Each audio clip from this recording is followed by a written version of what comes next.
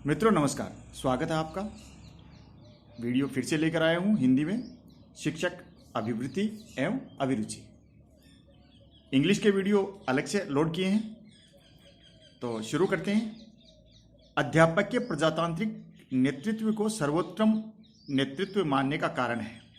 इसमें कक्षा नियंत्रण को प्राथमिकता दी जाती है। इसमें सभी समूह व्यक्तियों को अभिव्यक्ति के समान अवसर मिलते हैं। इसमें शिक्षण अधिगम प्रक्रिया का केंद्र बिंदु शिक्षक होता है, उपयुक्त सभी। इसमें दूसरा उत्तर सही आएगा, क्यों कि प्रजातांत्रिक नेतृत्व अध्यापक देता है, डेमोक्रेटिक लीडरशिप है वो। सभी व्यक्तियों को अभिव्यक्ति के समान अवसर देता है, सभी बच्चों को प्रश्न पूछने के और भी जो क्रियाएं होती हैं वो समान अवसर देता है, इसलिए इसका आंसर आएगा दूसरा। निम्न में से कौन सा कारण विद्यार्थी को स्कूल छोड़ने की प्रवृत्ति को जन्म देता है? अनुशासन, गृह कार्य की अधिकता, पाठ्यक्रम, शिक्षक की अभिवृत्ति। यानी इसका उत्तर आएगा शिक्षक की अभिवृत्ति। क्यों कि छात्र के प्रति शिक्षक का व्यवहार उदासीनता का होगा तो छात्र की रुचि शिक्षण के प्रति नकारात्मक होगी। छात्र को लगना चाहिए कि अध्यापक का व्यवहार मेरे प्रति भी अच्छा है, मेरे प्रति अध्यापक का व्यवहार सकारात्मक है, तो उसकी रुचि बनी रहेगी। अगला प्रश्न 28वां। जैसे जैसे बालक बड़ा होता है उसके संवेगों का विकास किस पर निर्भर करता है? ये दोस्तों रुचि पर निर्भर करता है। अभी अधिगम योग्यता, शारीरिक बनावट, परिपक्वता, ये अपनी अपनी जगह है, लेकिन रुचि पे सर्वाधिक अच्छा उत्तर है ये, रुचि पर। अध्यापक को चाहिए कि जैसे जैसे बालक बड़ा हो उसे ऐसे अवसर प्रदान करे जिनके द्वारा वह इच्छित कार्यों को पूर्ण कर दूसरे लोगों की सहायता का पात्र बन सके और वह अपनी आत्म प्रदर्शन की भावना की परितुष्टि भी कर सके। यानी उसकी हॉबीज़ हैं, उसके इंटरेस्ट हैं, उनको बढ़ावा देना चाहिए। खेलने कूदने, निबंध प्रतियोगिता आदि जो उसमें जिसकी जैसी रुचि है उसकी तरफ उसका ध्यान देना चाहिए। प्रश्न 29वां। निम्न में से किस प्रकार के प्रश्नों को संपूर्ण पाठ्यक्रम किस प्रकार के प्रश्नों में संपूर्ण पाठ्यक्रम शामिल किया जा सकता है? इसका उत्तर आएगा दोस्तों बहुविकल्पी।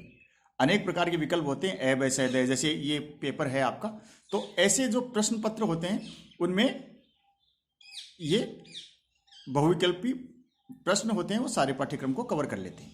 व्याख्या, इन परीक्षाओं का जो क्षेत्र विस्तृत होता है, इन परीक्षाओं का क्षेत्र विस्तृत होता है क्योंकि सभी विषयों व उप विषयों को शामिल किया जाता है। बाल अपराधों में सुधार के लिए अध्यापक को प्रयत्न करना चाहिए? नहीं, हाँ, कभी कभी कहना कठिन है। जी नहीं, करना चाहिए, जरूर करना चाहिए। शिक्षा एक ऐसी प्रक्रिया है, स्कूल तक चलने वाली, रोजगार के साथ शुरू होने वाली, सिर्फ शिक्षक के साथ होने वाली, जीवन पर्यंत चलने वाली। देखिए दोस्तों, शिक्षा है वो जिंदगी भर चलती रहती है, आदमी सीखता ही रहता है, मरने तक सीखता रहता है। तो शिक्षा का अर्थ ही सीखना है, तो जीवन पर्यंत मनुष्य प्रकृति से सीखता रहता है, समाज से सीखता रहता है। निम्न में से प्रभावी शिक्षण के लिए आवश्यक है: स्मार्ट क्लास, शिक्षण कौशल, कंप्यूटर का उपयोग, मातृभाषा का ज्ञान। इसमें आएगा शिक्षण कौशल। 2, प्रभावी शिक्षण के लिए शिक्षक में शैक्षिक कुशलता का होना अनिवार्य है। इस कुशलता से वह नवीन तकनीक का प्रयोग शिक्षा में सरलता एवं उपयोगी स्तर पर कर सकेगा। निम्न में से क्या बालक के सामाजिक पक्ष के विकास में सहायक है? सख्त अनुशासन, स्वतंत्र वातावरण, कक्षा कक्ष शिक्षण, सह पाठ्येतर गतिविधियां। इसमें दोस्तों उत्तर आएगा 4, सह पाठ्येतर गतिविधियां। क्योंकि पाठ्य सहगामी को करिकुलर एक्टिविटीज हैं, ये बालक में वैचारिक, शारीरिक और सामाजिक प्रगति लाती हैं या सहायक होती है। कहा जाए तो पाठ्य सहगामी प्रवृत्तियों से बालक का सर्वांगीण विकास होता है। आपकी राय में शिक्षण है विज्ञान, कला, विज्ञान एवं कला, इनमें से कोई नहीं? इसमें उत्तर आएगा विज्ञान एवं कला। B.O. स्मिथ लिखते हैं कि शिक्षण क्रियाओं की एक विधि है जो सीखने की उत्सुकता जागृत करती है। यदि विद्यार्थी गृह कार्य नहीं करता है तो उसे शारीरिक दंड दिया जाना चाहिए? नहीं, हाँ, कभी कभी कहना कठिन है। नहीं, शारीरिक दंड विद्यार्थी को कभी भी नहीं दिया जाना चाहिए। एक छात्र जो नियमित है परंतु देरी से आता है, ऐसे में आप क्या करेंगे?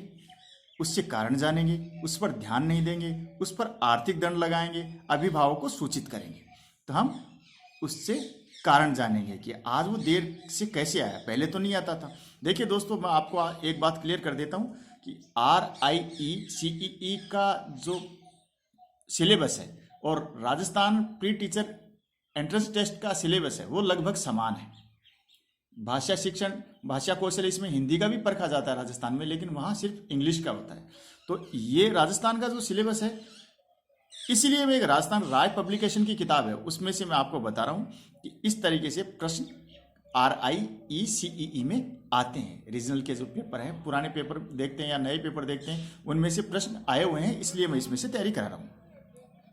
चलिए दोस्तों, 37वां प्रश्न करते हैं।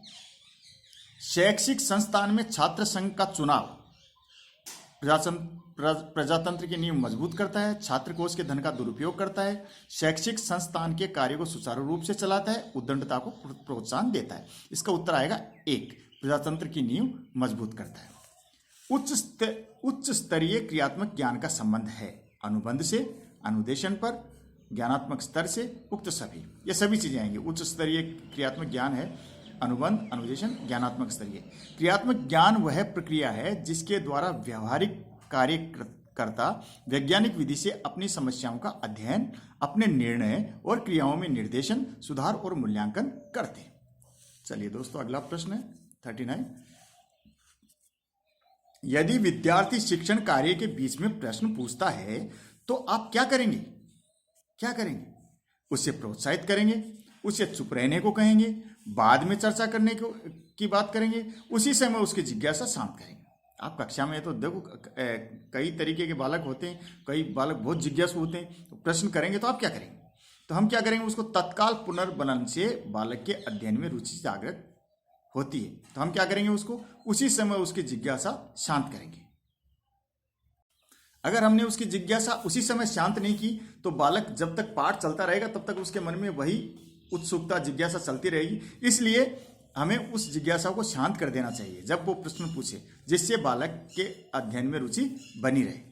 चुप नहीं रखना, बाद में चर्चा करने की भी नहीं कहना है। हालांकि ये थोड़ा थोड़ा नजदीक है, लेकिन हमें सबसे सटीक जो प्रश्न है उसका प्रश्न का उत्तर है वो यही है, उसी समय उसकी जिज्ञासा को शांत करेंगे।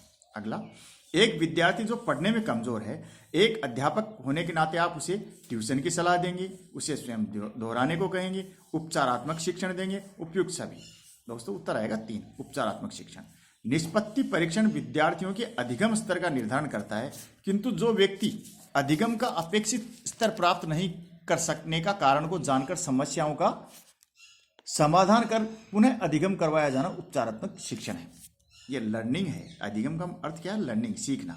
उस सीखने का जो स्तर है, तो निष्पत्ति परीक्षण होता है, उसको सीखने का स्तर देखते हैं। किंतु कोई व्यक्ति होता है वो अपेक्षित स्तर है कि इसको इतना सीख जाना चाहिए था, वो नहीं सीख पाता है, तो हम